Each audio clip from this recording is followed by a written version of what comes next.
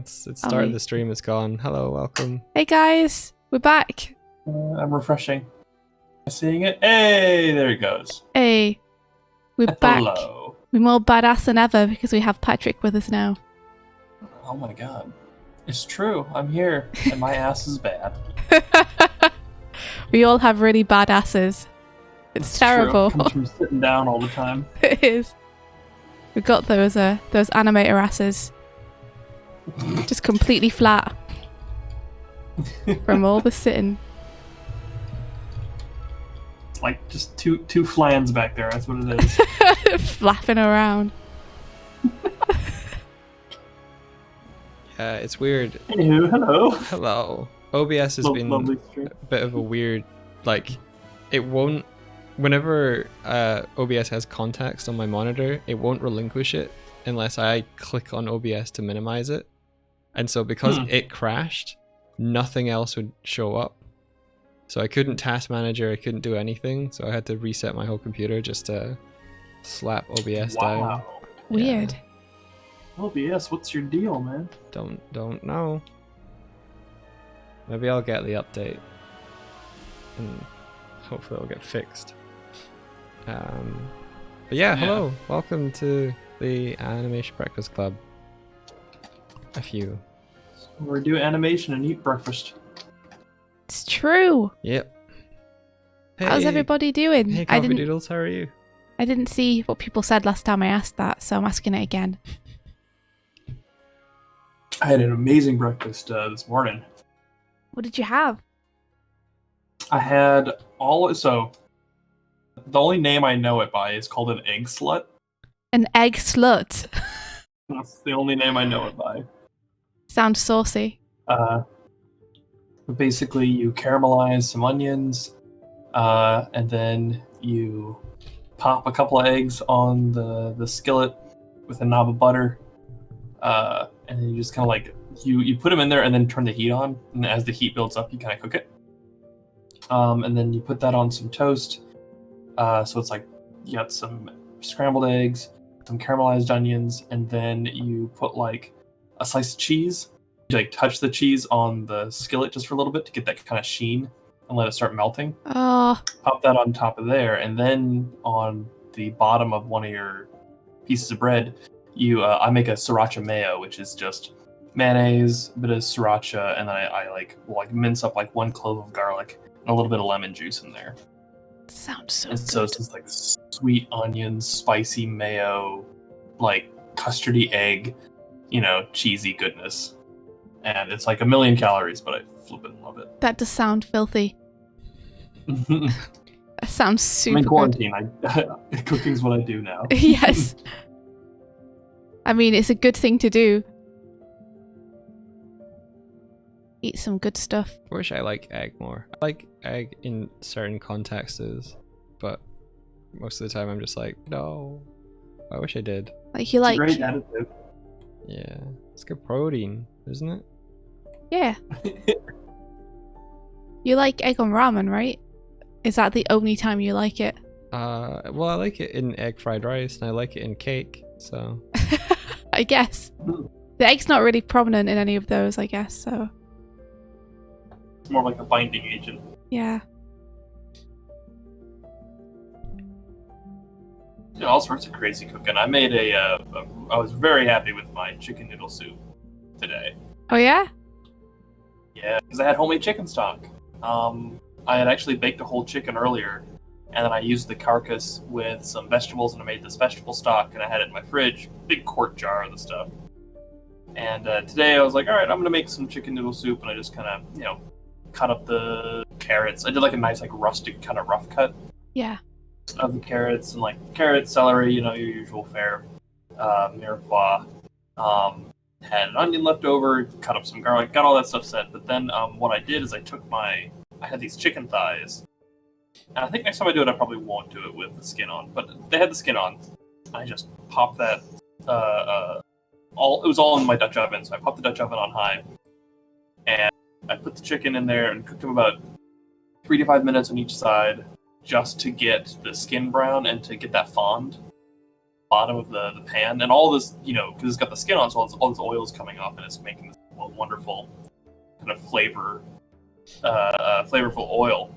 But the pan, once those are done, take them out, pop them in the oven, 350 with the thermometer in there from the hit, 165.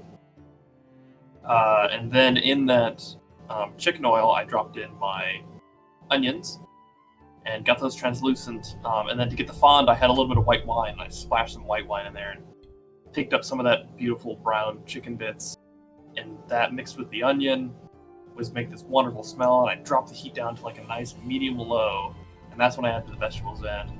Green onion, carrots, celery, and I've been cooking those lower than normal because it doesn't burn away all the flavors too quickly. It doesn't dry it out, and like you get this wonderful aroma from all these vegetables cooking in that oil. A little bit of garlic towards the end, and then that's when like the homemade chicken stock came in. Seasoned it with a little bit of cumin, had some herbs, tied them up, tossed them in there with some with like a bay leaf that I had. A bit of cumin. Cumin's always good in chicken soup. I was salting this as I went to kind of get all the juices out of everything, so I didn't have to salt it at the end, which was nice. And then once the chicken hit the temperature, pulled it out, got a couple of forks, shredded it up, dropped the chicken in there, had this wonderful sauce that I think I dropped it on like low and just simmered it for like an hour, and like reduced it into this nice kind of not quite syrupy texture, but like a bigger body. The sauce, and then just made some egg noodles. That sounds incredible.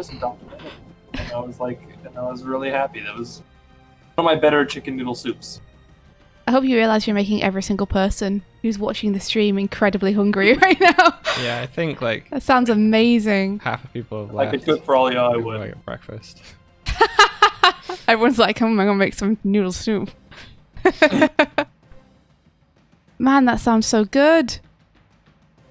I've been trying to like perfect like a good chicken noodle soup, and I'm getting there. I hope you guys have been I'll do taking a couple notes. things different next time, but I got it. I'm close. Someone clip that recipe.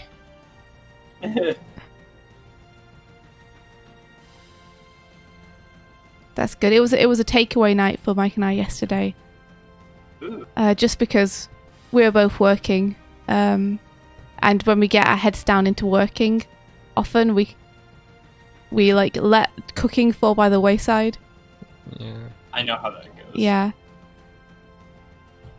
So it was still nice, but it wasn't quite as nice as homemade noodle soup. Hey, one of these days, error. if you guys come visit, I'll have to cook for you. That'd be amazing, yeah. I mean, I still look at your secret recipe blog for ideas. Oh, that's right. Yeah. I need to update that thing. Put the noodle soup on it! Indeed, there's a coloring error in the comics page. This corner of the eye is more blue than the rest of the eye. I know, Mike. Oh. But it's okay. I don't think anybody noticed or minded. I haven't noticed it in 3 years. Oh well. You could say it was the hair shadow on the eye. Oh no, I exposed my secret recipe blog to people. But guys, it's secret, so you can't tell anyone. I need to update it because like I'm a better cook now than I was when I first wrote that thing. Like there's recipes on there, I look at them like I mean, the recipes still sound really good on it.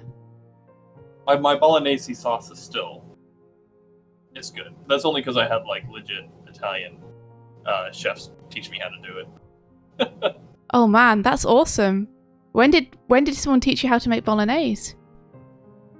A lot of it just comes from like I live in Austin, so there's like a lot of foodies here. There's a lot of good restaurants, and I'm friends with people who work in the food industry. Mm-hmm. And so it would just be like parties and stuff. So my friend Chris Beaver knows a lot of cooks, and I'd be like a party with him, and then like there'd be some interesting person, and we would just get to talking. And, oh, like, how do you do this? And they'd be like, oh, well, like and how I learned about when to put the garlic in, and like basics of Italian cooking, which is so interesting because a lot of it is about. I'm gonna butcher this, but I think it's called insapiore is the concept, which means to instill flavor. Which is kind of like what I was talking about, where when you put your onions in a little bit of oil, you let those get translucent, and all this. You might even touch it with a bit of salt, though. I don't know if that's necessarily Italian, but you pull these juices out of the onions. You get these sugary juices coming from the onion, and then the oil, and those kind of emulsify and make this flavor foundation. And then you add things like garlic, right? And you want to add garlic a little bit later because garlic burns easy. And you don't want to burn that garlic. And what you do is you build this kind of foundation of flavors upon each other, paying attention to how long things cook, for what type of flavor you want to get out of it, right? Do you want your carrots to be subtle, or do you want them to be prominent? Yeah. Depending on how hot and fast or when you start cooking it, it's going to change. And then things go on top of that, and you just kind of you build from the ground up. It's a very interesting way of cooking. I like the sound of that. That sounds like a smarter way to think about it than I've been thinking about it. Which is basically just toy in all the vegetables first and then put the meat in afterwards. Is about as sophisticated as my technique gets. Yeah, you're very adamant that onions need to go in first. It's just how my dad always told me to do it. Yeah, that's good. And his bolognese is good, so... Yeah. I've switched over to... Yeah, you want to do onions first for a bolognese. Yeah, I've convinced Mike to do the same thing. Yeah. He used to put the meat in first, and it would make me incredibly tense for no reason. I'd just be like, no! What are you doing? I don't know if your dad does it the same, but for me, like a good trick for bolognese was one, obviously, like when you put your meat in, salt it immediately, right? Mm-hmm. That's general knowledge because it pulls the juices out. Salt does that. But bolognese sauce, as far as I understand it, you cook it with milk. Oh. So once your meat's cooked, you then add like a cup of milk, the fresh grating of nutmeg, and then you cook that low, simmer that milk off until the liquid's gone. And this is that kind of ground up cooking where that milk gets into your vegetables and your meat that you've been cooking. And then that's going to then prevent the acid of the tomatoes and the wine from getting in there. Oh, wow. No, I didn't know that at all. I think my dad just uses, chopped tomatoes. But maybe I will teach him a thing or two. Yeah, see what it does to the flavor. It separates the meat from the tomatoes, and so they become separate flavors versus one flavor. It's very interesting. Next time he sees me, I'm going to be like wearing a cloak and I'll emerge from fog and be like, I have things to teach you about bolognese, father. Now I have become the master. I like how your first reaction wasn't that you'd be in a chef's hat. It's that you would be in like a necromancer cloak. I have brought you great secrets from the outside world.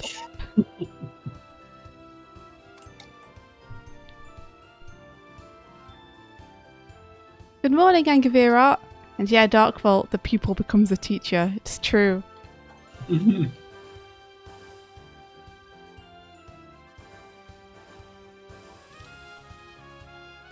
Oh, but yeah, that sounds amazing. Sounds delicious. Italians know how to eat, man. Yeah. Well, I mean, that's very useful during quarantine.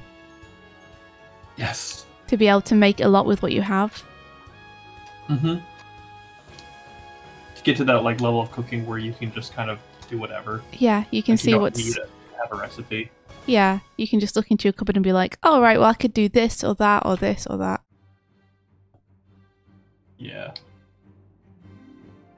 That's one of the reasons I stopped putting things up on the cooking blog. How come? Was just that like I kind of got to that point where I wasn't really needing to memorize recipes. I would just look in my kitchen and I would be like, oh, I've got, carrots and I've got sweet potatoes, right? What goes good with sweet potatoes? Mm-hmm. And I would just think of the flavor notes and I'd be like, okay, well, I know this, and I know this cooking method, and I know the order, it's kind of like learning how to draw and then not needing to kind of put the anatomy in every time. You know enough of the principles that you can just kind of play with it. Yeah. And that's kind of what's happened to me lately, and with cooking, it's just that like I just find fun flavor notes and pair them. I made a habanero. Was it habaneros or was it jalapenos? But I did this blackberry ketchup. Whoa.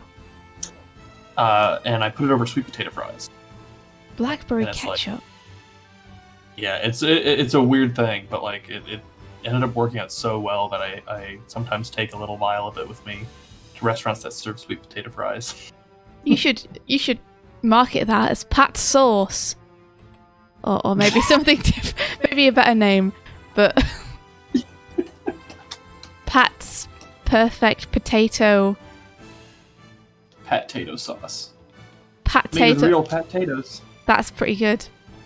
It's just a little picture of me going, no!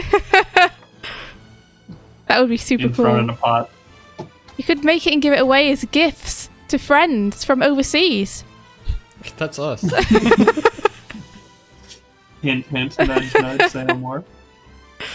You know, I don't know if you have any, but you know, just in case, I'm sure they would love some blackberry ketchup. That sounds amazing. Yeah. I wonder how. Yeah, I mean, it's ketchup, so like, it probably isn't. You'd have to eat it pretty fast, depending on how long it took to ship. Because I usually refrigerate that, and I know it's got a shelf life, but yeah, I mean, all joking aside, it would make like nice presents for people at Christmas and such to have some homemade ketchup. Especially since you are actually a good cook, I think people would appreciate it. You're not one of those people where it's like, I made my own wine. Here, you everybody, have some of my. Did I tell you about that? No. What? I thought I have a bottle of homemade wine that a friend gave me, and this shit tastes like grape juice. You just have they asked you like? Have I asked you yet if you've drunk it? No, they gave it to me a little bit ago, and it wasn't like a close friend. It was kind of like a, hey, I know you. You're kind of cool. And he's like, hey, I made all this wine. It's like legit to the scenario you just described. Yeah. You're just like, oh. And I was like, I ran out of red wine for cooking, and I was like, oh, well, I have this unmarked bottle here. Oh, I remember who gave me this. Let's give it a try. And I put it in a glass, and I took a whiff, and I was like, well, that smells like jelly. I took a sip and was like, tastes like grape juice, but my god, it's gotta be like 100 proof. Yeah, like, oh, it's much too good to drink. I'll just put it over here. It's more like a grape juice moonshine is what it's kind of like. Yeah. How did you make this?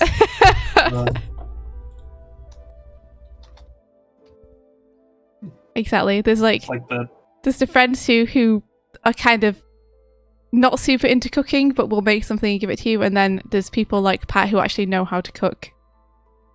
And when they give you something, it's like the Holy Grail. I haven't gotten to Holy Grail levels yet. I'm getting there.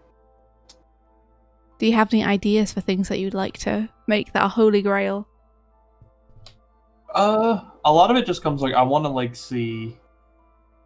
The cooking that like impresses me the most is the stuff that's like with very few ingredients. Mm-hmm. They just get the flavor notes so perfect, and like they know it's like doing so much with so little is the stuff that really impresses me. So I kind of wish I could get to that level at some point. Yeah.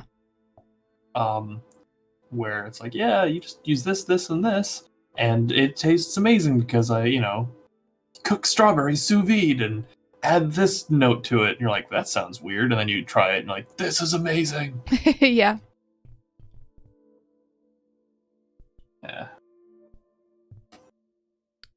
realized that on Glim India we had a lot of color holds, so I'm gonna color hold the inks on the animation. Is that cool. okay with you? That is more than okay with me. I think it'll make my inks look cleaner than they are. I wouldn't necessarily say they would do that. I think it might. It'll look good. Is there a good way to like select particular lines that you know? You can use the cutter tool under the black arrow, or you can use the repaint tool. The repaint tool will paint the entire line. So it depends how many strokes I used to complete that line. Okay, where's the repaint tool? It's under the fill bucket. Ah, okay. Repaint.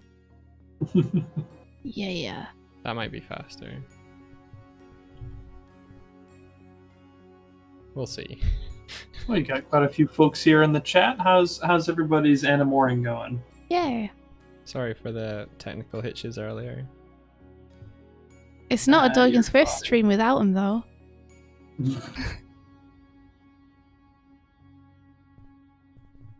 It's part of the charm. Hope not. I'd rather have no technical difficulties.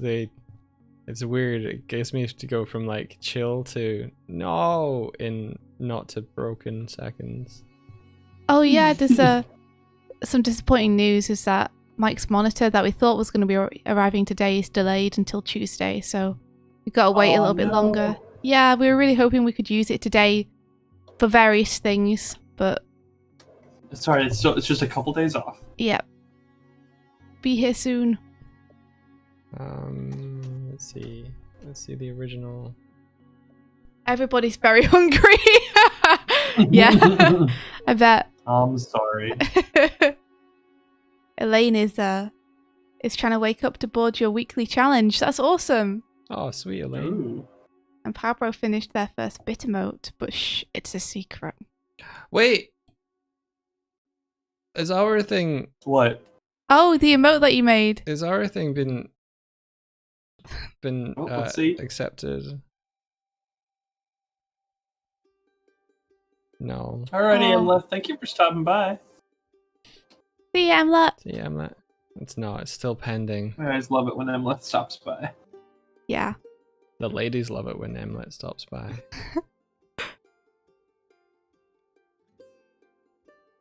The bike commercial was called What was Izzo, the bike commercial animation? I think it was called Sorry. Izzo. Yeah. What was it called, sir? Izzo. Izzo. IZZO. Okay.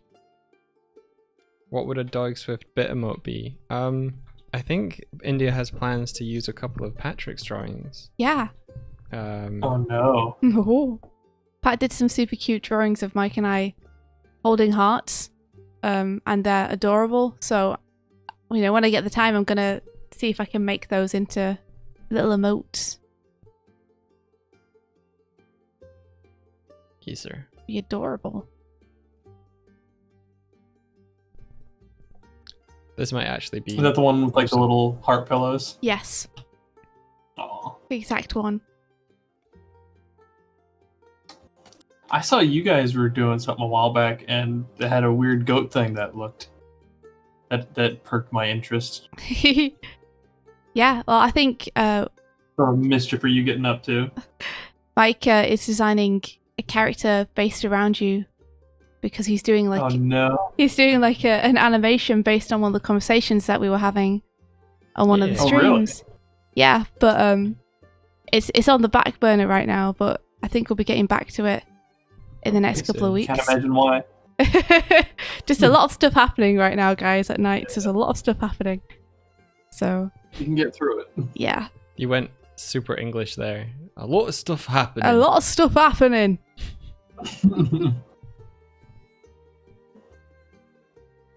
There's a bunch of Twitter things going around recently talking about like it was like when British people do this, and then like it would like the text would be in the accent.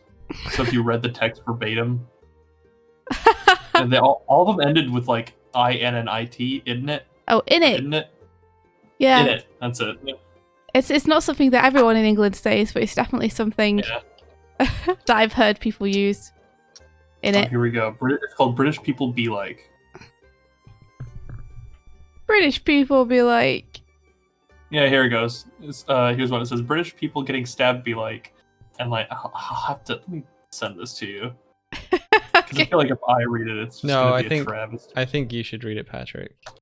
I Okay, wish to hear. it says British people getting. I'm gonna read the text. I don't know what I'm doing here, but British people getting stabbed be like, "Wait there, mate. Bit rude to put that knife in me chest, isn't it?" Nice. it's very good. It's very good.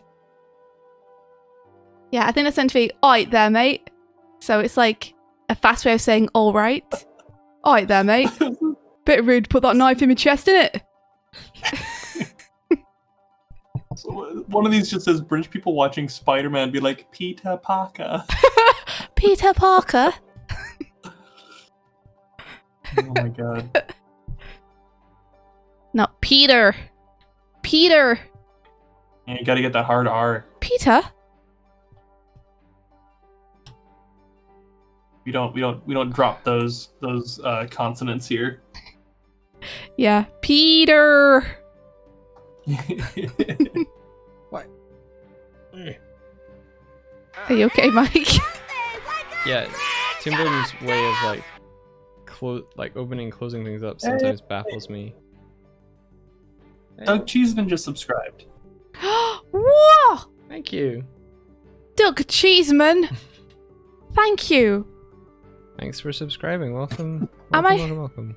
Am I completely misremembering, or is Doug Cheeseman the name of that cheese sculpture in the Grumps? That's what I was thinking. Is that the same one? I don't know if I'm just misremembering. But thank you very much, Doug Cheeseman. We appreciate it.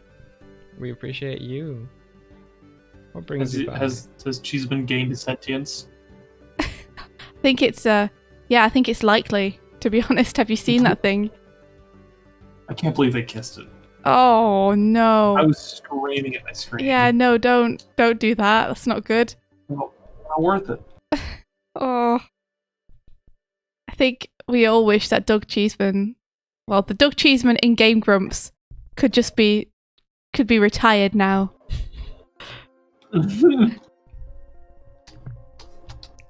Man, India, you did a lot of frames. I did. There's a lot of frames. That's why it's so smooth. You're welcome. Do you know what I'm gonna do? I'm gonna get my tool settings. Give me my tool settings, and I'm gonna do apply to all frames. Yeah. Well, things don't move too much. See if this speeds anything up. Be sure to save before you do that, because you might crash. I might crash. Okay. Did we talk at all about crunchy versus smooth animation? We did a little bit. I think I can't remember what day was what, but I think so, because we were saying that that crunchy timing is really nice. You know, like 3s and 4s as opposed to super smooth 1s. Well, that and like there's just like about using the term crunchy. Yeah. Because like everyone uses smooth as kind of like the go-to compliment. You don't quite know what makes an animation good. It's either smooth and so sometimes it's either smooth or fluid. I noticed it's either smooth or fluid. Yeah. And so I think that sometimes then gets kind of grouped in with like a good animation is smooth animation. Yeah. But it's like crunchy is also a good type of animation. Exactly. It's like peanut butter. Yeah. You know, different consistencies for different things. But yeah, definitely, like, personally, crunchy animation is my favorite, but I think it's definitely become a shorthand for people who maybe aren't super familiar with animation to use to say they like something. Because I've seen it said about all kinds of things that I wouldn't necessarily say myself is smooth or fluid. So it's almost like it's just become shorthand for good. Oh, good morning, Kurzak, and yes. Morning, Kurzak! Kurzak, I saw your animation that you were doing. It's super cool. Kurzak took the notes from the Animorning Challenge and applied them in another pass of her werewolf animation, and it looks great. Oh, that is awesome. I hope you found them useful, Kurzak. Oh, no, don't feel embarrassed at all, Elaine. Elaine is asking, I feel a bit embarrassed asking this, but could you all explain working on 2s, 3s, etc.? Like, is it every second or third frame, or... Yeah. Who wants to field this one? You go for it, Pat.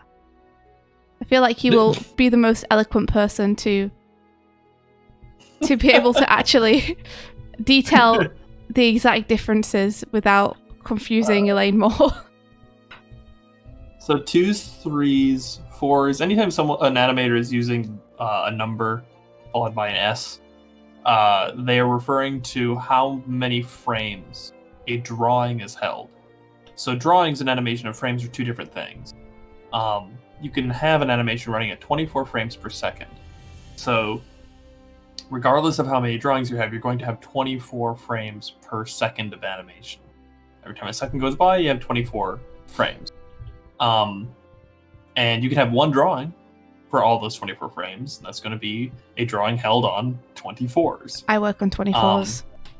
Yeah, but if you have 12 drawings for 24 frames, well, that's one drawing every 2 frames. So those drawings are held for 2 frames of animation. So working on 2s, 3s, things like that, like basically 1s and 2s are what gets you the smoothest quote-unquote animation. But sometimes that's not really needed because your animation may be so close together, the spacing between your drawings may be so close together that putting an extra drawing in there really wouldn't add anything. And as a matter of fact, it might detract and make it distracting to look at because it feels too smooth. And so sometimes artists will hold drawings for more frames to basically save on how many drawings I have to do. And like basically, it's an efficiency thing, right? How efficient can I animate this? And obviously there's an aesthetic to it as well, and but that's kind of getting into a whole new territory. But that does kind of feed into the whole smooth versus crunchy animation. And crunchy animation can be held on 5s and 6s even, but it still has an appeal to it because the drawings and the spacing is so well done that like the stiff quality of the timing actually works to the animation's benefit. And it is common to mix them. 2s, 3s, 1s. A lot of my animations, especially me, someone who likes to do very key objects, I will very frequently go from holding a drawing on 5s to a 1 in a couple of frames. It'll go like 5, 3, 2, 1, or sometimes just 5, 3, 1. Yeah, I think it could be argued even that changing up the length that you're holding a drawing for can add some appeal to the animation because things feel a bit less even. Exactly. But that's why people tend to work on, say, 24 frames per second instead of 12. It's because if you're working on 12 frames a second, you're essentially on 2s the entire time.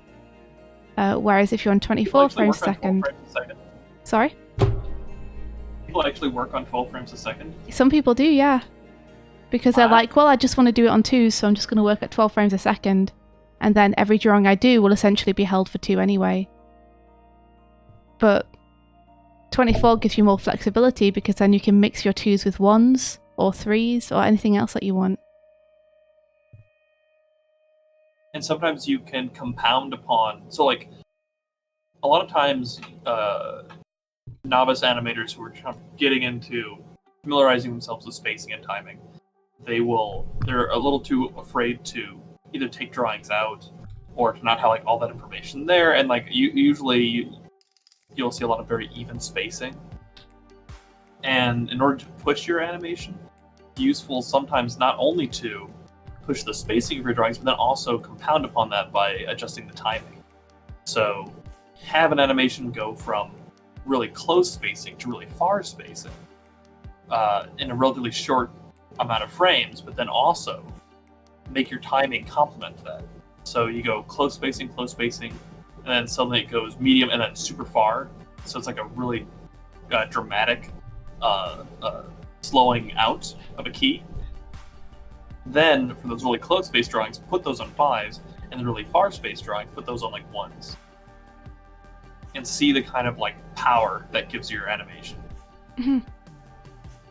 It's a bit confusing because a lot of people use kind of incorrect terminology when they talk about it. Like you'll see a lot of people being like, "Oh, this character in the background of this animation's on 8, like they're animated at 8 frames a second."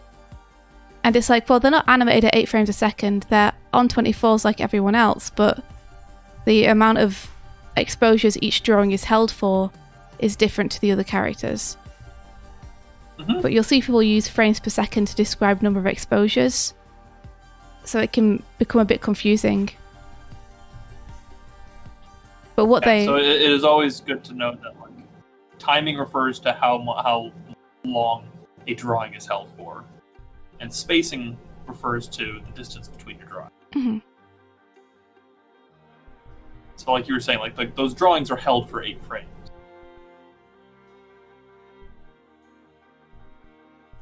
So there's 8 frames of that animation that has the same drawing, basically, right?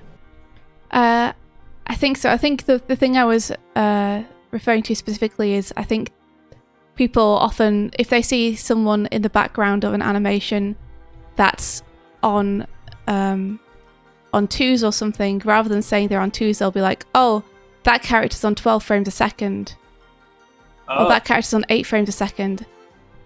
And it's like, well, no, because the entire thing is on 24, so they're all on the same frames a second, but the exposures that people are using vary between the characters. Yeah. But it's not an FPS thing. Yeah, I think a lot of people who tend to look at film rather than animation and don't necessarily understand animation, but it's kind of starting to bleed through into young animators. And I think it's just an idea that means that they kind of get the wrong idea about what frames per second are, which can just mean that they're going to get confused later on. Yeah, so like frames per second, like basically what it is that film is basically taking a lot of still pictures and then stringing them together, right? That's the basis of it. So when you're taking video, the frames per second, a frame is a still image.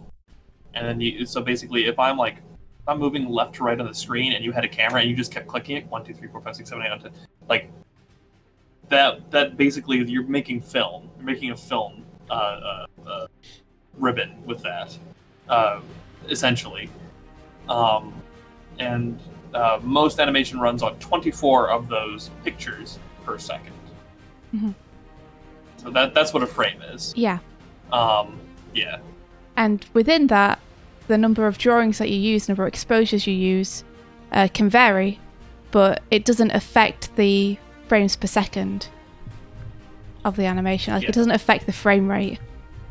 The frame rate is the rate at which the frames are played back. They're dictated by the media that is presenting the animation itself. If you looked at like a still life and did that same camera thing, click, click, click, click, click, you'd have a bunch of pictures of the same thing that wasn't moving, but you'd have 24 frames of that. Yeah. Yeah. So it's kind of impossible to say that there's a character on 8 frames a second in a 24 frames a second scene, because if the scene's playing at 24 frames a second, then everything in that scene is playing at 24 frames a second.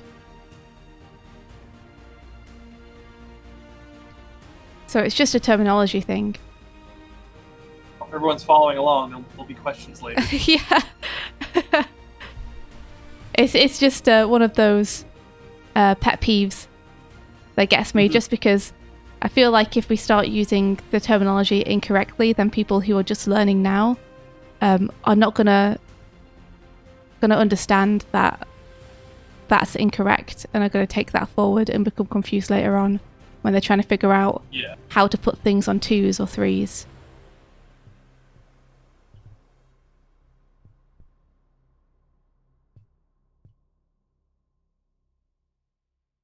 Oh, why is EU 25 frames a second?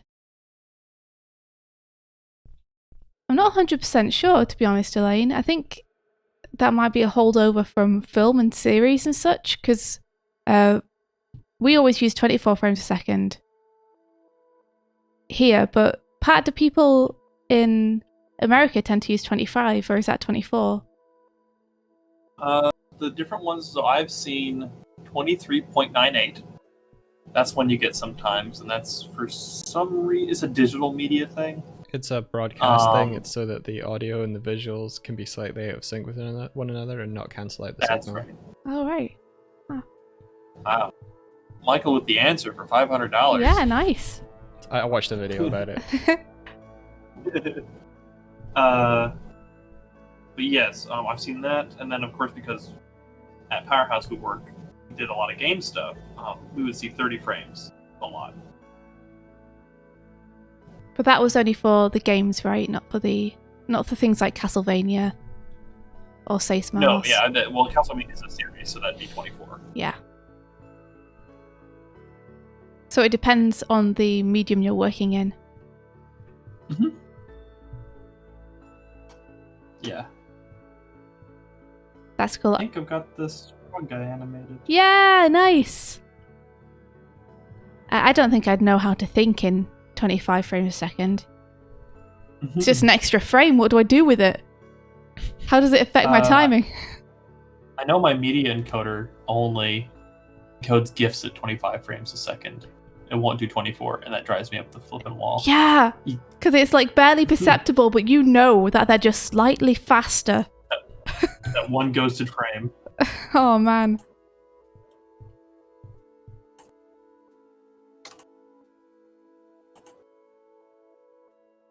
Barely perceptible. Gotta make sure I color this frog properly when we do. Thanks for the questions, Elaine. More. Make our stream useful.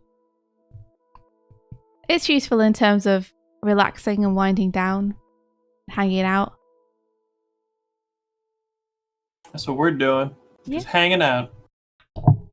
Like laundry. I flippin' look like I look like the dude from The Big Lebowski right now. Do you have your dressing gown on, hair down?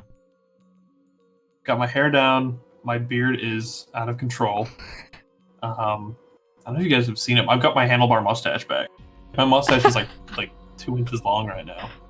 The same thing's happening to Dan, I think, as well. Because every video I see of him, like his mustache is getting more and more intense. Yeah, they seem to be making a point of like putting his face in the thumbnails now, just to be like, "Yep, here's the current update on Dan face." Yeah, yeah. It's you can tell from his stubble that he can grow a massive beard because his stubble is so thick. Yeah. So same thing's happening to you. Yeah. I think Mike is Pretty lucky much. in that Mike's beard is kind of at max right now. It just doesn't grow very long, so... Yeah, it doesn't. Well, it curls. Like that hair is quite long. Yeah. Like, But it doesn't tend to get any longer than it is right now. not really. Like, I've got beard hair on my chin that goes down to like my collarbone if I pull it out, but it curls back up. That sounds like all sorts of fun. Yeah. But my beard hair doesn't grow in very thick at all. So It's good for times like these, when you don't have to maintain it anymore. I never maintain it in the It's the easy life. seriously, I shave like once a year. If Oh my that. god. Yeah. It's always strange when he shaves. Who are Oh you? yeah? Are you not used to seeing him without Fluff. the old cookie duster? No, I think I've seen him like a grand total of about 4 times shaved, so... Twice a year. Sorry, every 2 years then. Whenever you feel like it. Yeah, like it doesn't do anything else more than what I've got currently. Just grows to a length and then stops, I guess. I don't know if it's a blessing or a curse though, because I kind of want to have a wizard's beard. But Just buy one online. buy one online, Yeah, yeah. nice. Stick it in my face. Ta-da! You know those beards for the dwarves in the Hobbit film that they were made out of yak fur? Oh, cool. Keep them warm. It's like human hair doesn't actually grow that thick, and like when they would get wet, they weighed like 30 or 40 pounds. Oh my gosh. Dwarves. Dwarves in quarantine, that's what I feel bad for. Dwarves in quarantine? Yeah, because the beard thickness must be like off the chain. Oh, I figured like of all the fantasy races in Tolkien, like dwarves wouldn't mind being inside. Yeah, but it would be among many other dwarves, and they'd have to keep. They'd all keep 6 feet apart, but it would be on different depths. I think hobbits would be the ones that would be most okay just staying in the whole time. Yeah. The hobbits would be the ones who were trying to loot everything from the shops, though, and buying like 500 toilet rolls and stuff. Are we literally talking about Tolkien, the quarantine Yeah. chapter? You can just imagine like a hobbit with like 70 bread rolls and like 3 wheels of cheese. And you know that would be the orcs that would be like going out and partying still and getting everyone infected. Yeah, like, but just propaganda, guys. Everyone's got to go out and socialize. It's like, no, orcs, stay back. Party orcs. Saruman's just like up in his tower being like, why does no one visit me? Oh no, poor Saruman. It's okay, he's evil. Or misunderstood. Oh, he's evil. Saruman's that person who's like, I didn't have symptoms, but I got tested. And everyone's like, you're sitting there in your tower and you got a test? Jesus Christ. Welcome to the stream, everybody. Yeah.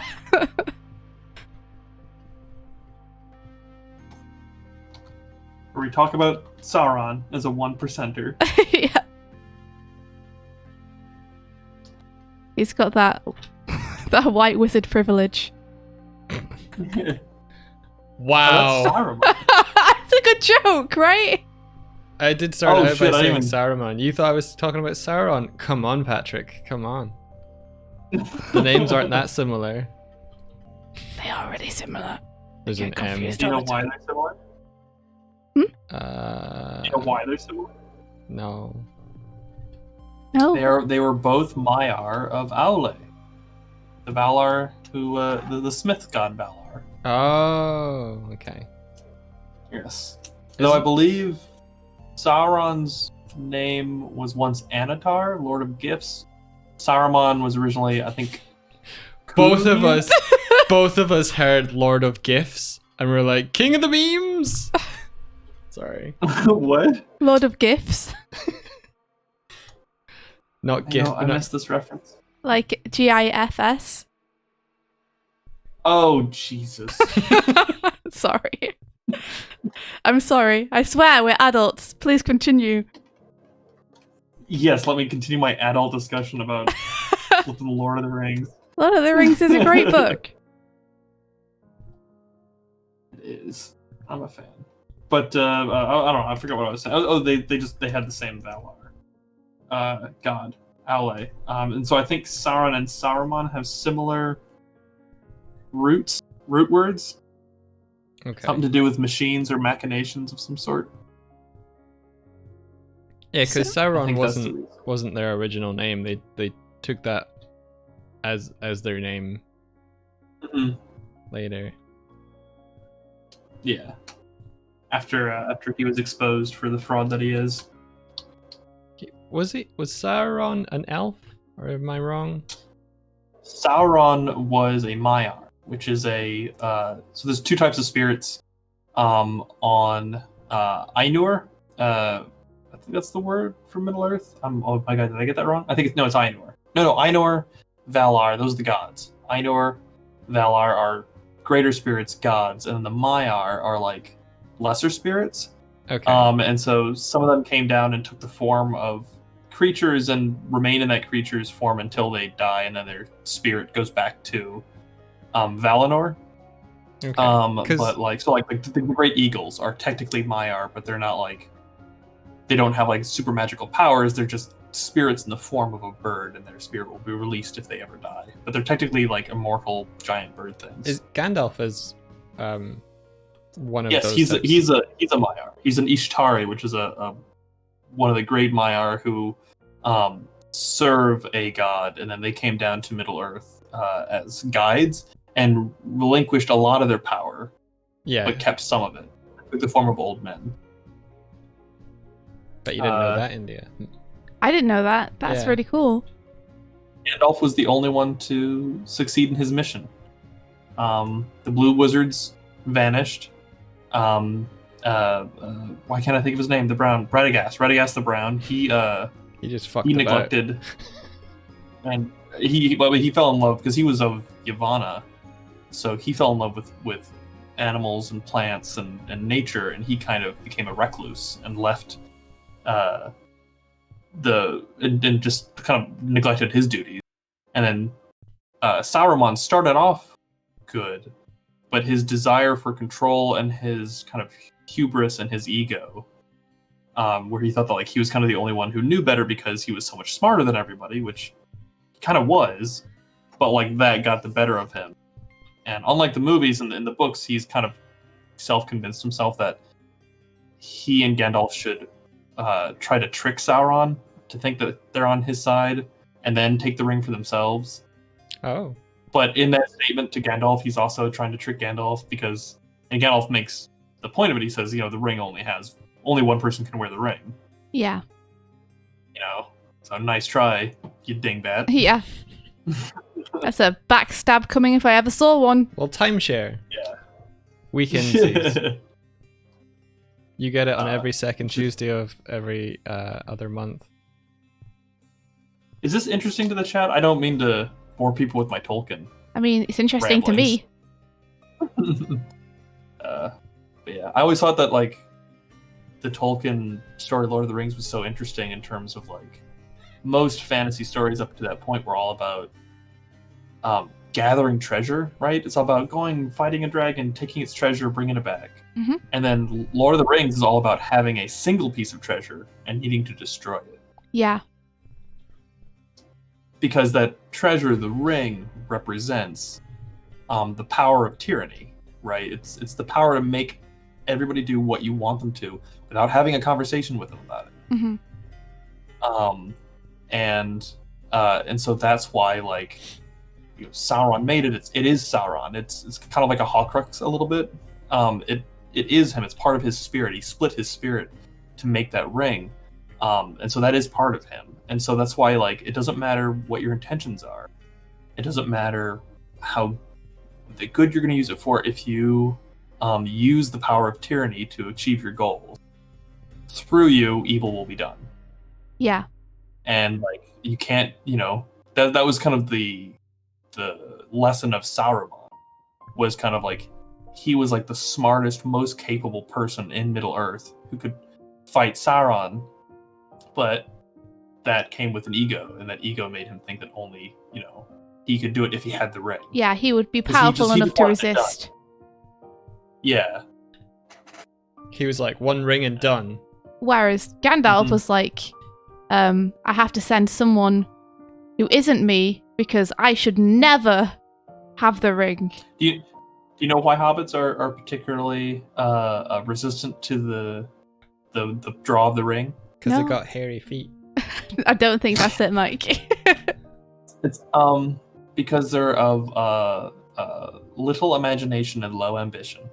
All Bilbo ever wanted in life was just a nice, warm meal and a cozy bed, and that's all he wanted. And so he didn't have, greater things. He couldn't even think of it. Like Sam, Frodo, Bilbo, like they just didn't have that knowledge of what could be, because they led such a simple life. Yeah. And so that's why characters like Boromir, who, he was the representative of his city, his people, who were on the front lines of fighting Mordor this whole time. It's been like years, right? That like they've been fighting Mordor while everyone else is having councils about it. He's like, that's why he was so drawn to it, because he's like, desperate. He cared for his people and he wanted to help them. But, if he then adopted that power to do it, he may have achieved that goal for a short time, but inevitably, it all leads down the same road. Yeah. I like how that's presented as being a strength. Not having those designs to want to necessarily change the world. Yeah, it's an interesting take. Because it's like... the Tolkien books are... things. It's like the strength of the everyman, Yeah. Well, it's not just that. It's also like Tolkien's books, if you look at like the way that people interact with each other, they have long, lengthy conversations with a lot of context. Everyone gives a lot of context to whatever they're talking about. Just partly because Tolkien was an Oxford professor, and long-winded. But the other thing was like it's the power of pluralism. It's the power of like dwarves and elves and men. Yes, we're all different. And like the ring represented like the death of that pluralism. You don't have different languages, you don't have different cultures, you have this one culture, this one language, this one, ring. Horse. Yeah, it was and so you see some of the issues with it where like people it's hard to get things done. People offend other people. Like the dwarves are like, how dare you elves say that we're about this? And like elves will have to apologize, and there's like this long conversation that happens, but eventually there's this respect that is found, and it's at the end of the day everyone kind of preserves this really rich culture, and there's like a lot of like mutual respect given, and it's like this. Yeah, I don't know, I like those books. Yeah, me too. I've never read them from the book itself, but I've listened to the audiobooks of them, which make really, really good audiobooks to listen to while you're working, because, it's quite sedate and slow in its pace, but the action sequences are great in it. Oh, yeah. As well, so, I just love the flowery language sometimes, too. He was a linguist, so just hearing chapters like the Ride of the Rohirrim sounds so nice. Very poetic. It's one of the few things that like the movies kind of the Lord of the Rings movies, right? I think the Hobbit movies are sadly a travesty, but like there's times in the Lord of the Rings movies where they could have used his language. Yeah. And they changed it, and like it didn't. They made it more Hollywood. Éowyn versus the Witch King. She's fighting off the Witch King from killing Theoden, her father. Mm-hmm. In the books, when he basically has her dead to rights, he says, "Do you not know the prophecy? No living man may hinder me." And in the movies, she pulls off her helmet and says, "I am no man," and stabs him. But in the book, she says, when she pulls off her helmet, she says, "No living man am I." Oh, yeah. And that has such a nicer ring to it. And then, of course, she waxes on about, you stand between my king and my kin. And so, she says something like that. So being, if you be not deathless, I forgot what she was. Something about, I will hinder you if I may. I can't remember the exact words right now. Yeah. But it's this wonderful speech of someone who knows they're going to die and it's kind of fruitless, but they're doing it anyways. Yeah. Because that's what you do. Elaine says, the Hobbit movie made me cry, and not for the right reasons. Yeah, and the designs are so nice in that film. That's what made me sad, is I loved the artwork. Yeah. That and Richard Armitage is hot. He makes a good Thorin. Heck yeah. I think Thorin might have been our favourite when Mike and I watched it. He was great, except for the part where he goes crazy, and then I think the acting choice, well, not the acting choice, just that whole sequence was just a little bit too funny. Unintentionally so. Yeah.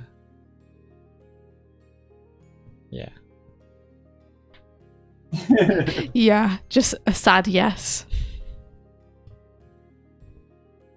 Because his character deserved, his gold lust and everything was a really serious thing for him and his friends, and his quest was like corrupted because of it. But it should have been a really, really serious point, and not just a kind of like, I'm gonna loom past this circle. Feel like yeah.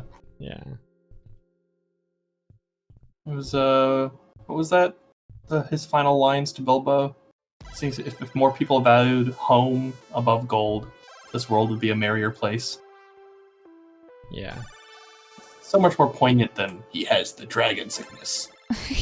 Which, like, it's like the dragon sickness isn't like a character thing. It's an external thing that makes you different than what your decisions would normally be. Mm-hmm. You know? Yeah, I think sometimes people don't understand that not changing things is also a decision that they can make. Yeah. Mm-hmm. Like, people come in to direct something and they think, well, I've got to leave my mark on it, so, like, I need to make sure I'm changing it enough that people know that I've been here and, you know, directed it. Yeah. Whereas coming in and choosing not to change something because it already works really well is also a decision that you're actively making. Yeah.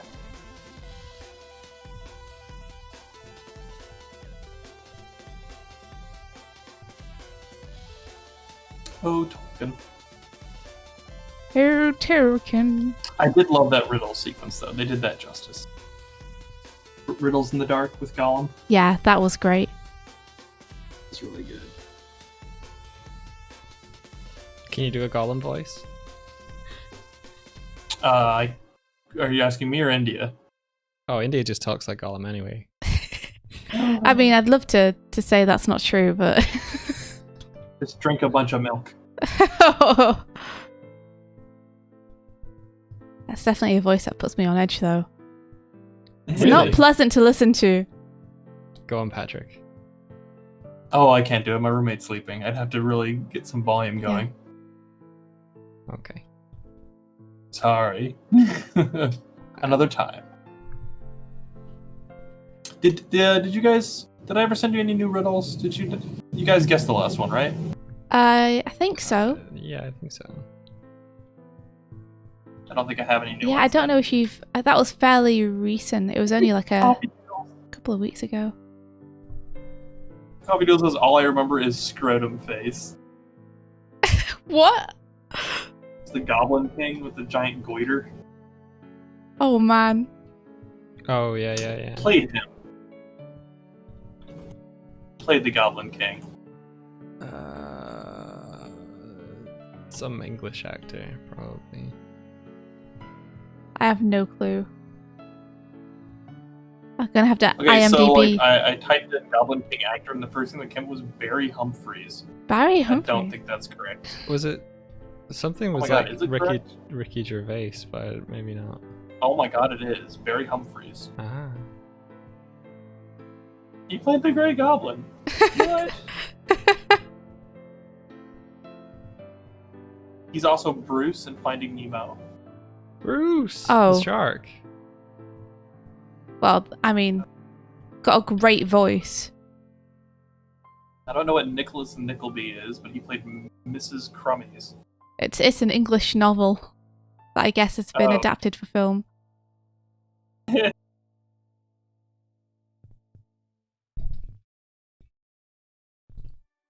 Nicholas Nickleby. I thought this It's a would, very English sounding thing. I thought this wouldn't take this long, but I'm still coloring these lines. Yeah. I think it was a good shout, though. Now we've revealed the identity of the man who played Scrotum Face. Yes! The purpose of our stream is complete. Alright, I've got a frog again. Yay! Woohoo! Good work, I Pat. had to pop it in his... He had a blank in there I had to get rid of real quick. There we go. Then the lion, so we need to do the lion's flower.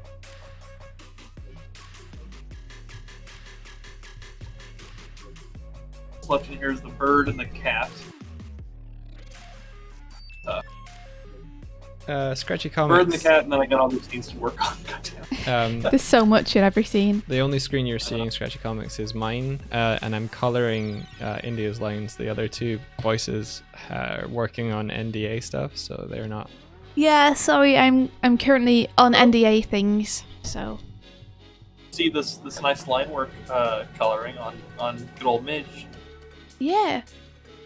So you're watching Mike right now. Making things look beautiful. You're watching Michael Doig TV. You're watching Bear TV. This With special guests, bird and a potato. Yep.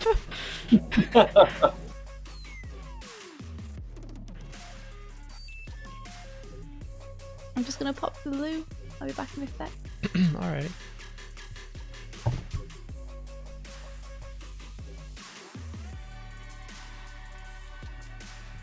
I really like color holds in comics, but they're a pain to do, and they're even more of a pain in animation.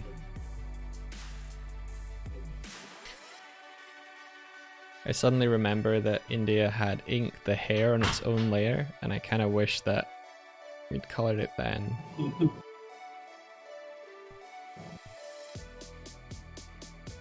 You're a Doig and Swift and you're watching the Disney Channel. Oh, we need to do that. Can we do that with Knights of the Light Table? You guys can just draw like a circle, and then that'll make the logo. What's that? Scratchy Comics said, "We are Doig and Swift, and you're watching the Disney Channel." All right. So, are you familiar with like the old Disney Channel thing they do, where they like draw the mouse ears? Not. I haven't. I won't have watched it in a long time, so I don't have an immediate picture now. I don't. Is it like an ident sort of like advert thing that they do? Yeah. So like basically they'll have different actors, from their shows on just like a white background, and they'll be like, "I'm so and so, and I'm so and so from this thing. You're watching the Disney Channel," and then they'll have like a little wand, and then pointing it at the screen, they'll draw the wand in the shape of Mickey Mouse's ears, and it'll form the Mickey Mouse ears, and that will transition to the logo. Gotcha. Okay.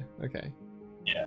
Someone did a parody version of that where they actually traced what they were drawing, because they don't actually draw the ears accurately. And some people were close, and some people were like, "What the hell is that? You just waved your hand around. That doesn't make Mickey Mouse ears." That's great. I love that. You gotta admire like all of the pieces of media ever where they have an actor and they're pretending to draw and they're just drawing over a line that's already there, and you're just like, Or that's kind of every documentary ever about the artistic process in a big studio. It's like, can you just erase that line and draw it again? Cool. Okay, we got it. Painters, and it's obvious there's no paint on the brush. Yeah. So it's fun. A Dark Volt said, "NDA, nicely drawn animation." Aw. Yeah.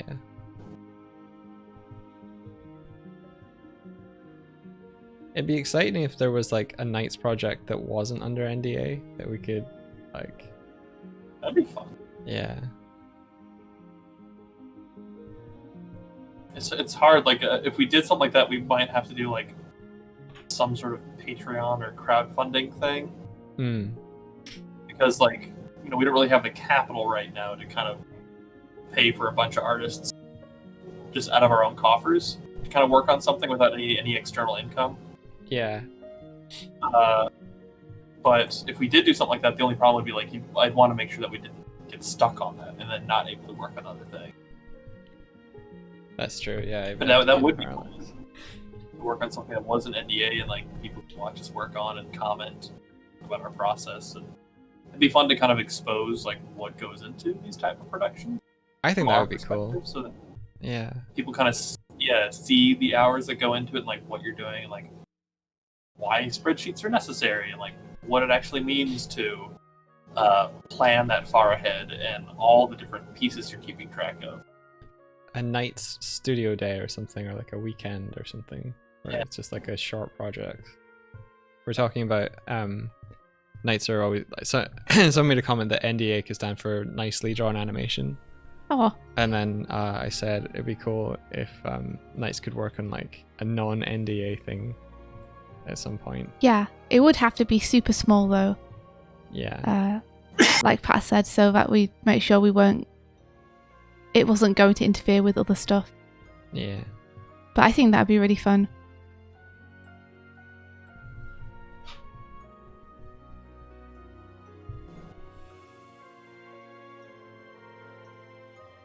Your own personal Isaacin. Yeah. Yeah, no, that'd be cool. Yes. You hear me? Yes. Yes, I can hear you now. Okay. Did you cut out? I did something and it made my computer freeze. Oh no! Past computer, you can do it.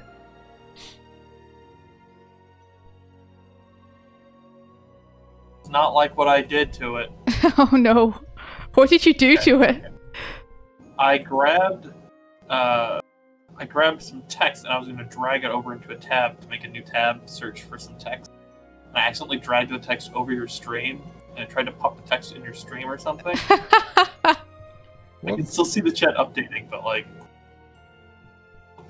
Chrome is frozen. Here, let me just end that task real quick. Woo! Pat just suddenly takes control of the stream. He's in the system. Alright, I think I got it working again. Woo.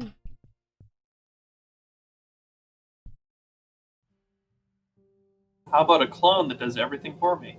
Says Scratchy Comics. I mean, if you figure out that technology, then let me know. Yeah. There was a I just show- want the technology to like not need sleep anymore. Yeah. Or just like... Can you imagine how proud you'd be? I know, right? Just don't get tired. Just always feel just rested and fine. Yeah, I'm like, if there was like not to need sleep, like there'd be no health detriments to it. If you could just go without sleep, that'd be amazing. I'd love to be able to just freeze time. You know, apart from the stuff that I'm working on.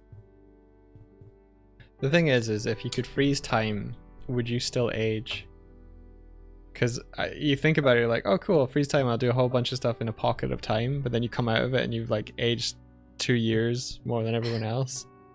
Well, no. Or, like, just accumulates over time, where it's like you do a week here, a week there, or an hour here, but like you do it for enough years and you've like suddenly aged twice as fast as everybody else. Yeah. Like, ideally that wouldn't happen. What happened if you froze time and you didn't realize you were on your deathbed? And then you like had a stroke or something and then you died while time was frozen? Then I guess that's the end of the world. You've destroyed everything. Well, would time be frozen for them? Oh. Like, they wouldn't perceive it. But you're the one who froze time and then you die. Like, what happens to your physical form? You just blip out of existence? Yeah, I guess you would you would rot and just be there in your little time chamber. I think to them, you would rot really, really fast. And well, I mean, disappear. I guess it depends if it would just stop working when you die. Depends how linked to you the power is, I guess. Time frozen too long and someone's just like talking to you and then suddenly like an 80-year-old person is there and dead. This is a skeleton.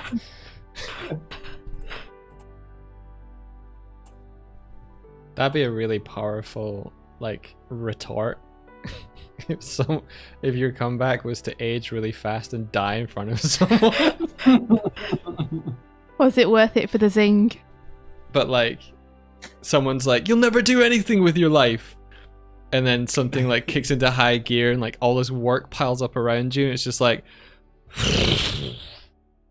and then you like drop to it and you're like, ha. I like the setup for that though. It's like, all right, the setup is, hey, you want to see something cool? Watch this. But like, from your perspective, it's like a 40-year like process. Yeah, you just sit there and wait. And you're like, it'll be so worth it.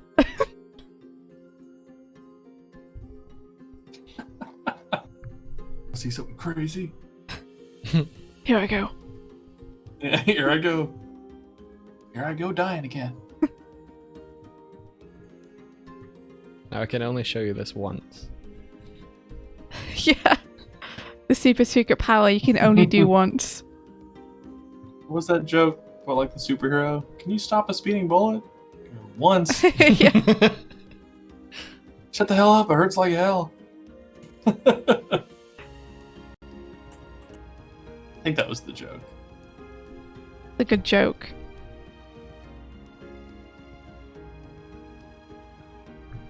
Oh man. Ooh. I haven't been ingesting my normal amount of caffeine. Yeah, have you been having your Diet Cokes or?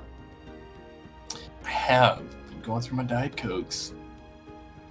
I'm sure to some sort of unhealthy degree.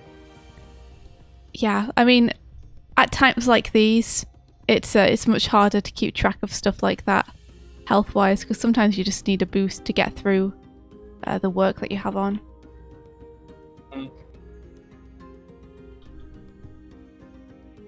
It's much easier to stay conscientious about that kind of stuff when you're not on deadline crunch.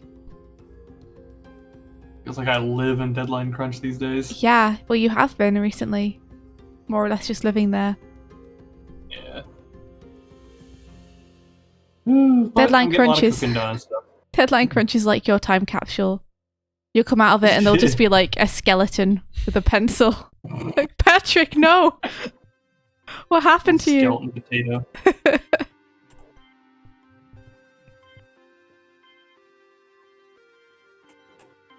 I'm gonna render out this GIF here and see what you guys think.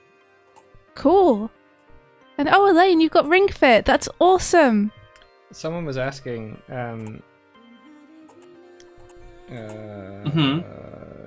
is there something? Yeah, do you guys do anything specific to remain physically fit to avoid any muscle pains from the hours of drawing you do daily?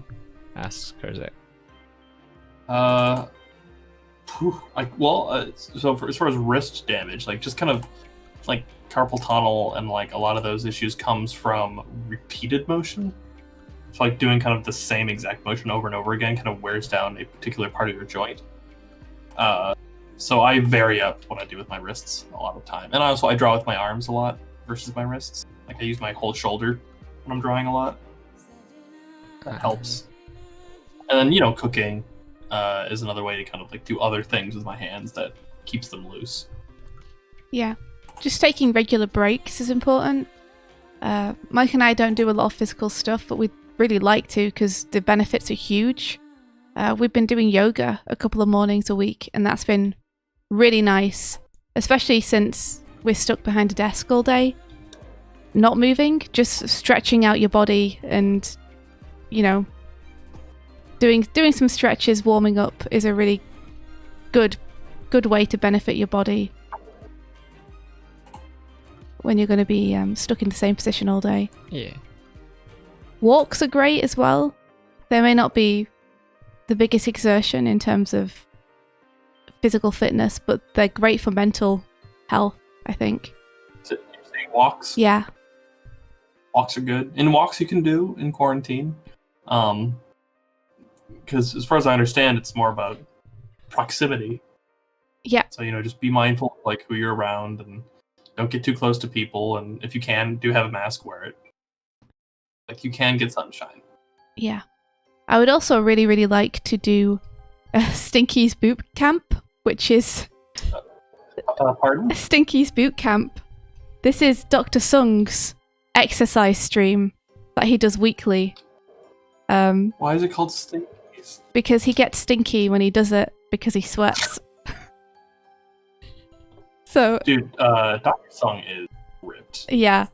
So it's all about just making yourself sweat. It's like really low pressure. He says just do your best. And all of the workouts that he does are things that you don't need equipment for. Except for a helmet. That's important. Yeah. Obviously a cone is important. But they're really good. I think they're on Tuesday nights for us. He does those. So I'd recommend going and checking out his Stinky's Bootcamp streams. Because they're great. Mike and I did a yoga one and it killed us. Yeah, well, I don't think we made it. Did we make it the whole way through or did we No. No, yeah. We were like, okay. We definitely didn't. He's like, okay, so do a plank and I'll get in a sneaky 5 push-ups in there. And we're like, what? Sunk. I sent the frog animation to you, by the way. Oh, thank you. Gotta have a look. It's gonna finish inking this here. One thing that I found was been helpful for me because I like to use strength workouts when I can. Despite the fact that I'm not actually that strong. That's why you're doing them, surely.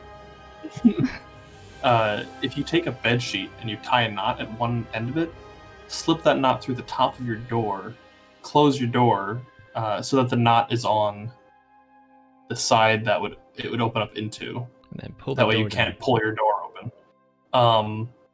And then you just grip each side of the sheet and put your toes on the door, and you can lean down. You could do like rows and kind of like pull up motions and stuff. Oh, whoa! Really cool. Interesting. Yeah, that way you don't have to have like a really dangerous bar set up in a doorway that you could fall from. Yeah. The thing I'm always scared of with pull-up bars is that they're going to fall off door frame while I'm like suspended from it. Mm-hmm. I used to have a pull-up bar that was between. So we converted the living room into like a studio space. So between the studio space and the kitchen would be this pull-up bar, and I used to just do pull-ups every time I went by it. That was good times. That was when Mike was really fit. Mike was pretty ripped when I first met him. Really? Yeah. Yeah. We can get back to that, Mike. I settled. You got comfortable. Well, you're always wearing like hoodies and stuff, so I never noticed. Oh, I was a good 3 years into settling by the time I met you, Patrick.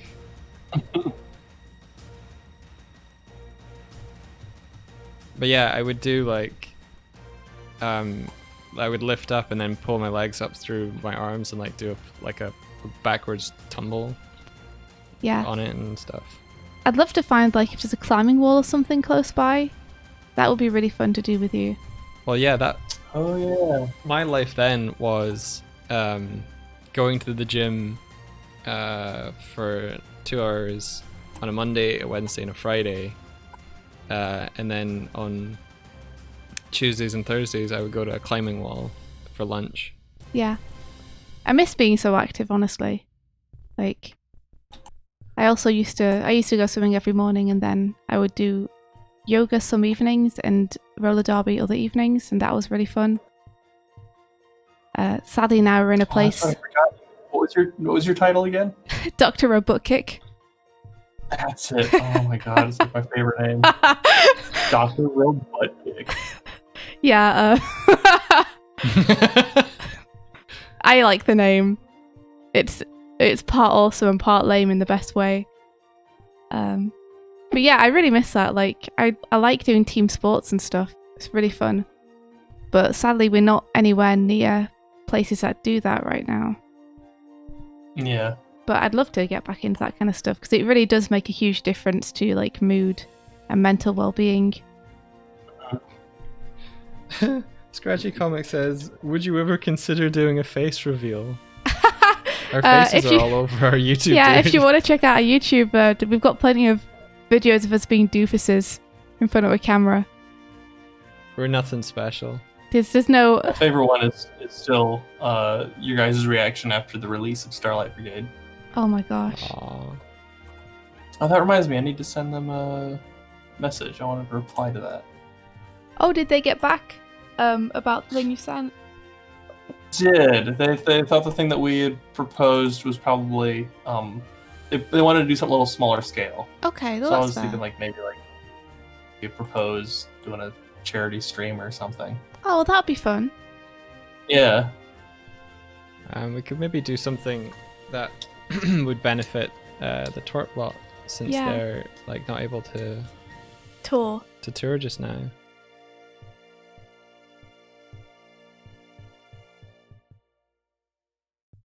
Oh, I'm looking at the frog. That's great.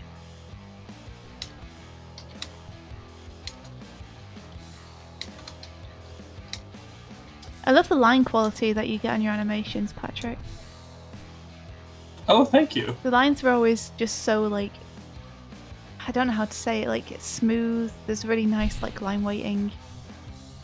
They're very delicate and flowing.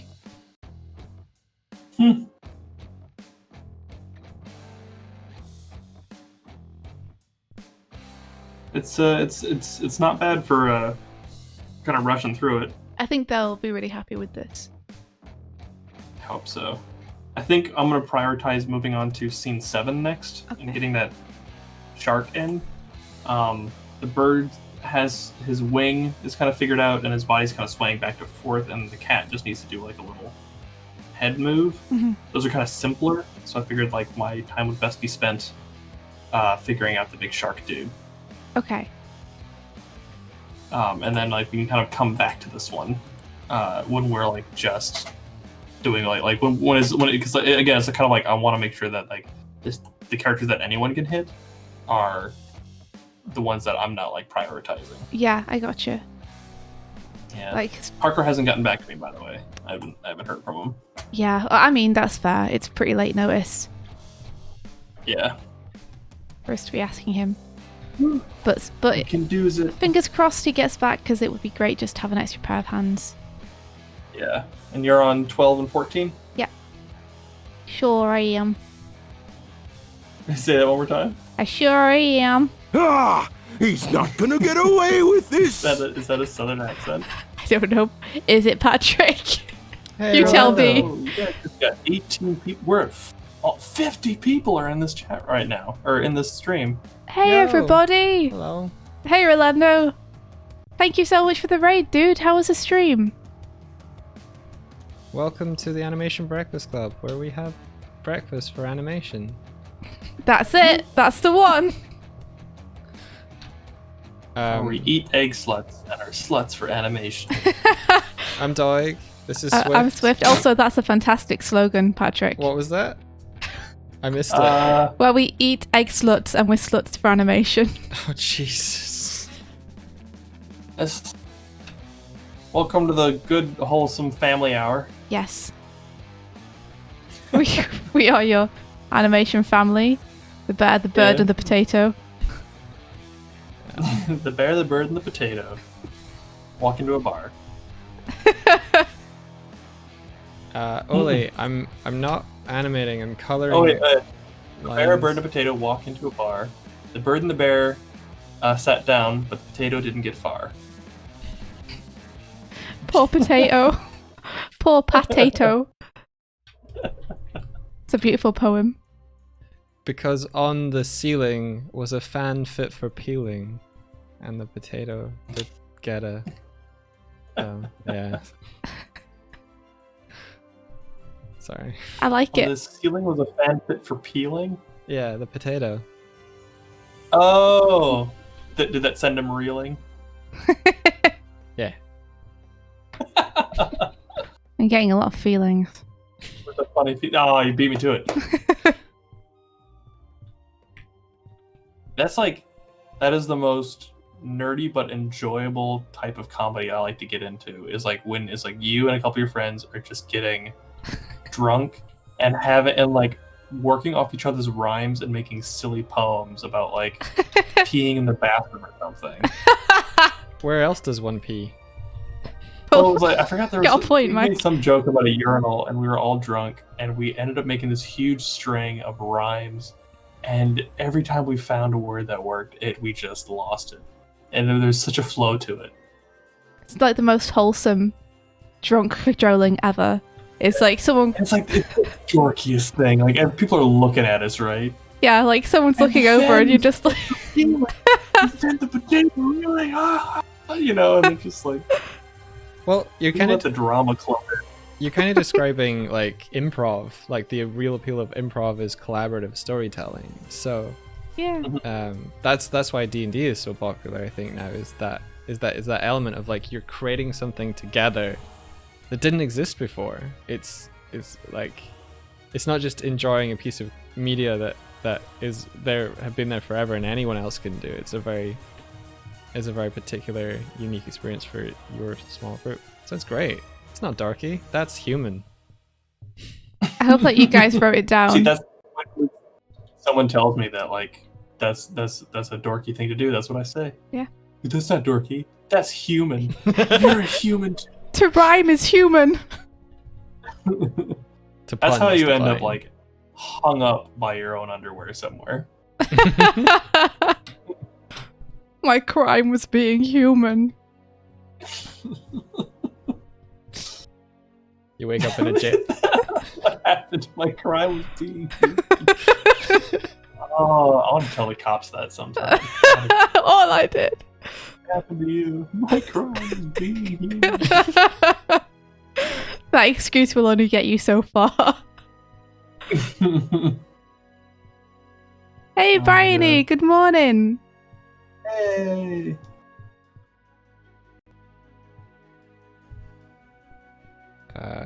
Oh man. There's going to be color holds in Mystic, isn't there? Bugsy not doing that. I'm not Well, there are going to be colour holds in Mystic, and you don't have to do them. I guess we'll do them in colour. Yeah, Bugsy not coloring frames like that. You did so many frames, India. I didn't appreciate how many frames you did until I had to color It took me a long them all. time. This is why.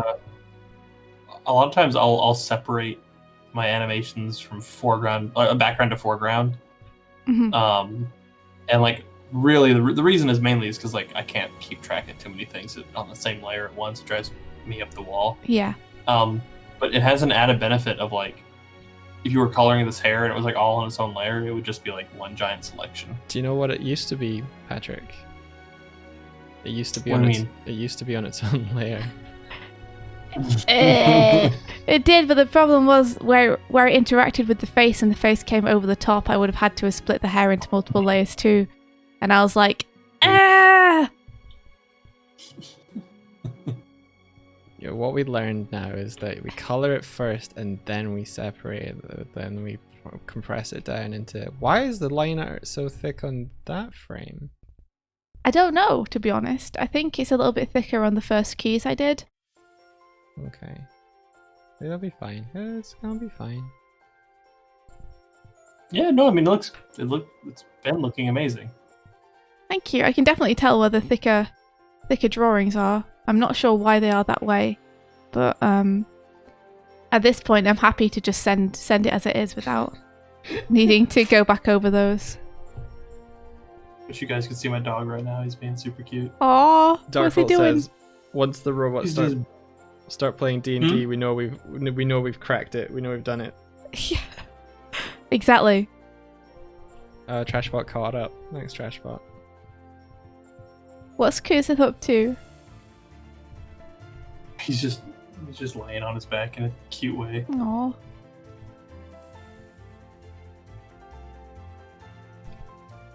He's a cute old man. Yes. Talk about you, puppers. Okay, I think what I should have done from the very beginning was color all of the lines like the hair color or something, and then did the fleshy color next. That's what I should have done, since most of the lines are the hair color. Look at that, everybody. Play it through for people. How pretty that is. Aw, thanks. Oh, play it through, did you say? Yeah, I just said play it a couple times for people. There you Who are. are watching the stream. So subtle. The minute you start playing that, and then suddenly a Robotnik picture comes on. That's Valbert is now following you guys. Hey, just Thank you. Valp. Thank you very much.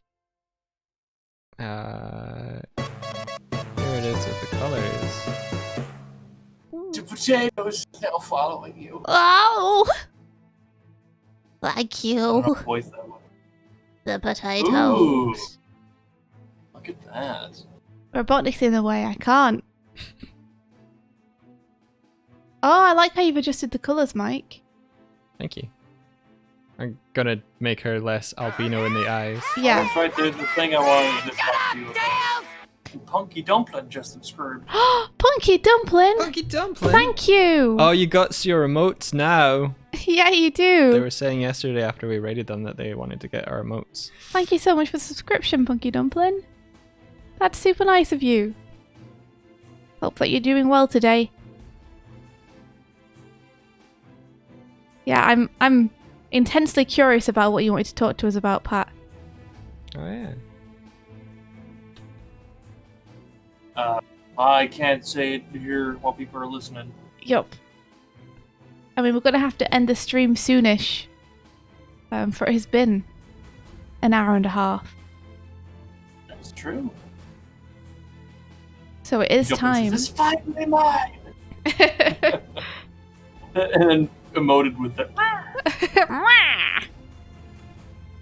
Oh, today's awesome. I am happy to hear that. Dude. I'm appreciating all these tiny cheering swifts.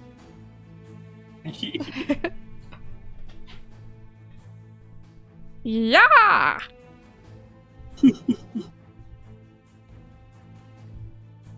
Can we put, like, I want to do, like, a little animation, make a little roller coaster, and, like, in every car, I want to have one of those little Doig's cars. That'd be really fun. Just, So we'll make, like, a roller coaster boat with it. just a loop forever.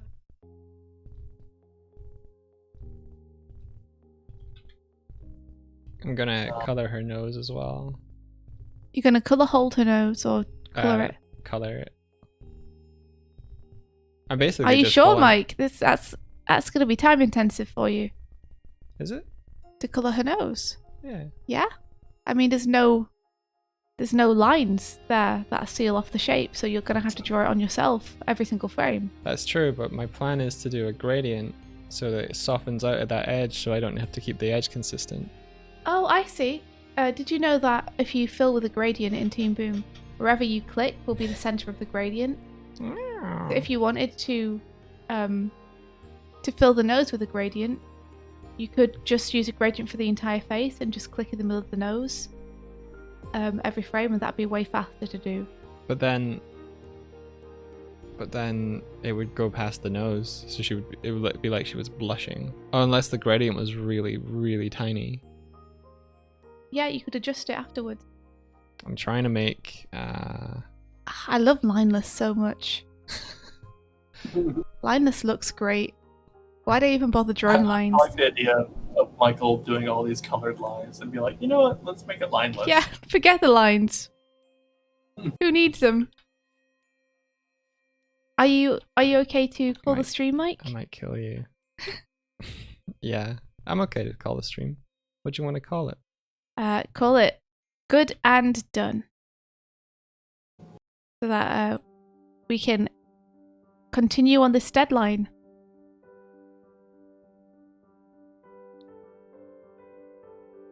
Okay. No, sorry, I was just seeing it without the lines. Yeah, so I had a kind of harder edge here.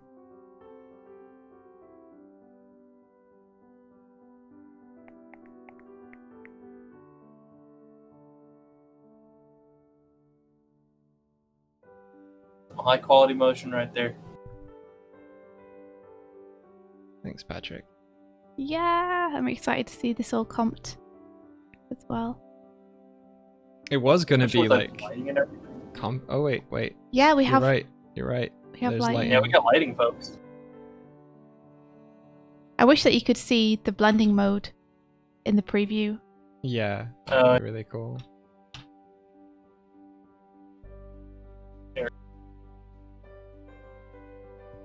Oh, so good. Oh, I'm excited. Tasty animation right there. It's animation fit enough for breakfast. Well, that's appropriate since it's the Animation Breakfast Club. Some freshly squeezed animation. Freshly squeezed. Yeah. You know that was like an animation company name at some point.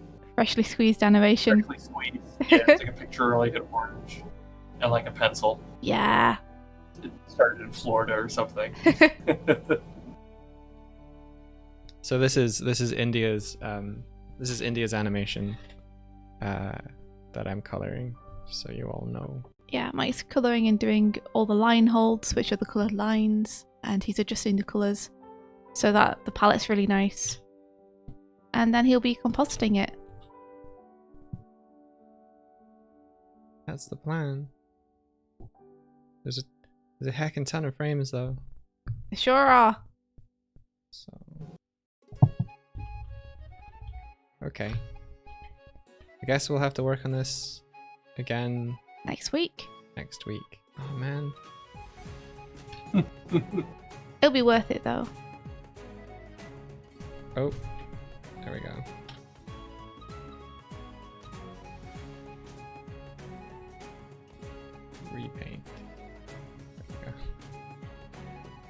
Cool. Let's give that a Google say. Girl says, I wonder what you're going to do for sound.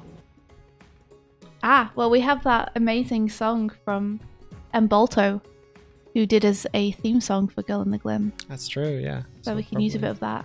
Probably use a bit of that. I wrote a little bit of it. Melody. Yeah, it was based upon the melody you came up with. Yeah. Sorry. Like my own trumpet and I'm just like... Sorry. Okay, who shall we raid? Who's around? I don't know.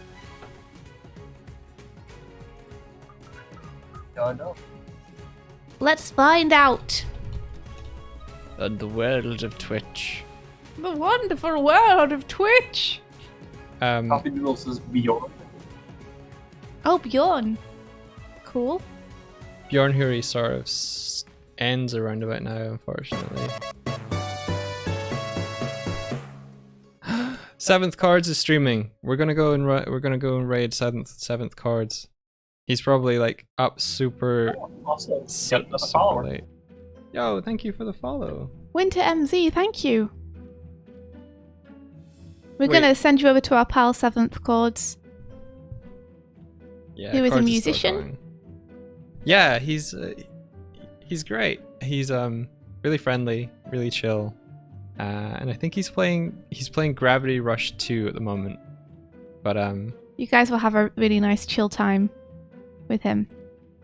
He'll take care of you. There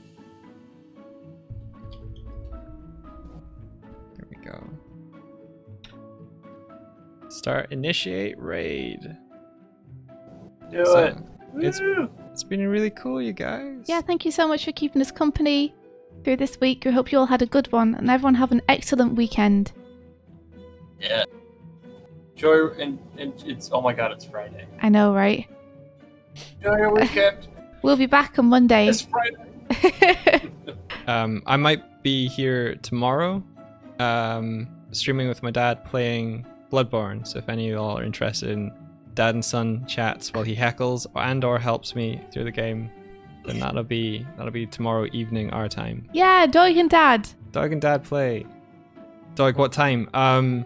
Let's say 8 p.m. GMT. Roughly around about then. But yeah, and thank you very much. Take care, and may the rest of your day be filled with adventure. Take care, everyone. Bye-bye. Bye. Say adventure to Cordsy. Bye-bye.